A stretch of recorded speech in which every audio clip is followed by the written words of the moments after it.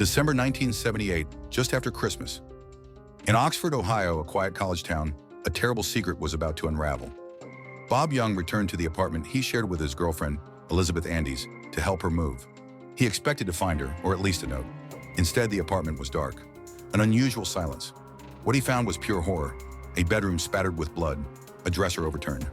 Elizabeth Andes, his girlfriend, lay dead. She had been brutally strangled and stabbed. The apartment had no phone.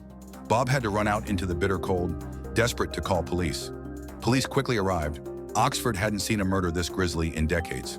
The town was shaken. Elizabeth was found tied, a piece of cloth shoved into her mouth to stifle her screams.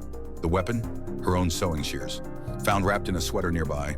She was nude save for one blue knee-high sock. A chilling detail at the scene. A robe sash was tied around her neck. Signs of a violent struggle were extensive, and there was blood everywhere. From the numerous stab wounds in her torso, a scene of utter brutality.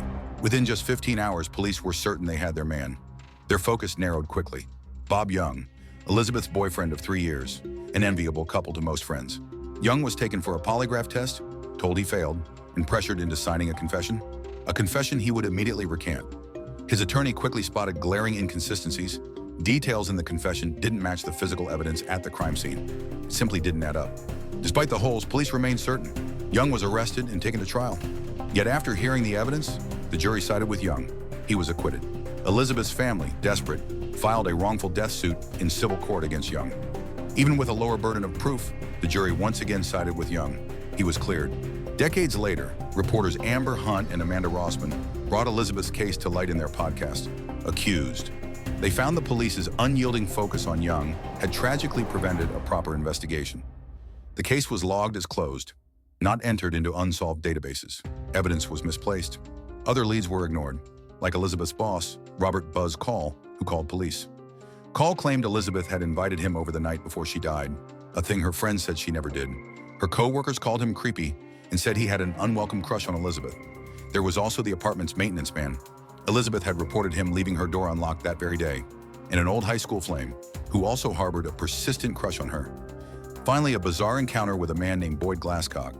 Days after Young's arrest, Glasscock visited him. He claimed to have loved Young for years, and chillingly said Elizabeth had been in the way. He even gave Young a strange gift, a pincushion, drizzled in a red substance that could have been blood, a macabre souvenir. These crucial leads, none were pursued, a profound failure that haunts the case to this day. Bob Young still maintains his innocence. He blames himself for that coerced confession. If he hadn't been pressured, he reasons, authorities would have looked for the real killer.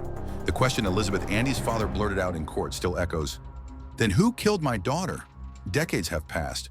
Elizabeth Andes' murder remains a cold case, the truth still shrouded in silence. A young woman's life, a family's endless grief, a question that haunts the town of Oxford, the unsolved silence, and the chilling possibility Elizabeth Andes' killer still walks free.